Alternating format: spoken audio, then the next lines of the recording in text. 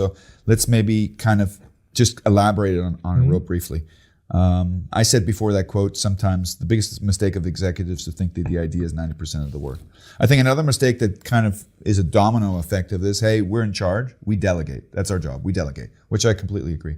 What a lot of people don't understand is that when you delegate to whatever level it might be, if it's a business unit leader or senior vice president, a chief of finance or a program manager or a project manager, you can delegate and that person will take responsibility.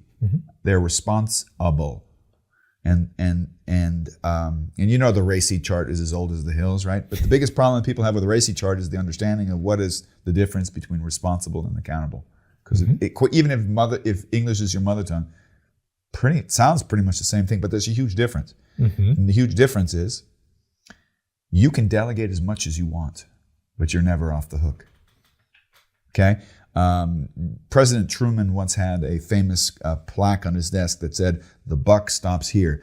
A really weird English that most people who speak English don't even know what it means. It's an old pioneer statement that says, listen, if I'm the captain of the ship at the end of the day, if you do something wrong, if somebody in my organization I can hold them responsible, but I'm accountable. Yeah, absolutely. Okay?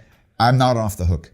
And I think this is the key to the heart of executives to understand. Listen, we're not trying to just dump on you. We're not just trying to make your life is difficult enough as it is. I have full empathy for executives. What we're trying to say is, what we don't understand is, why are you not using all of the potential capabilities and resource functions at your disposal so that you understand when you're driving the car that you have a dashboard that's legitimate. You have a warn signal that says you need to stop for gas. There's a navigation system that says, hey, listen, there's a flood ahead. Here's a faster way to go.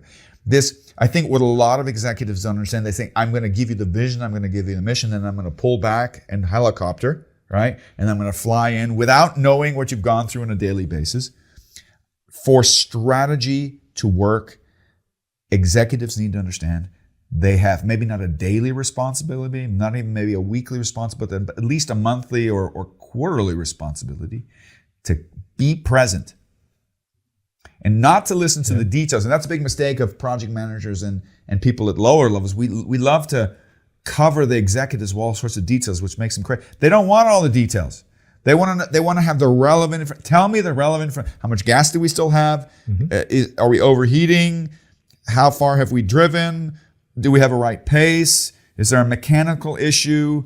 Are the tires no longer gripping? That's what they're They don't want to know, they don't want the details, right?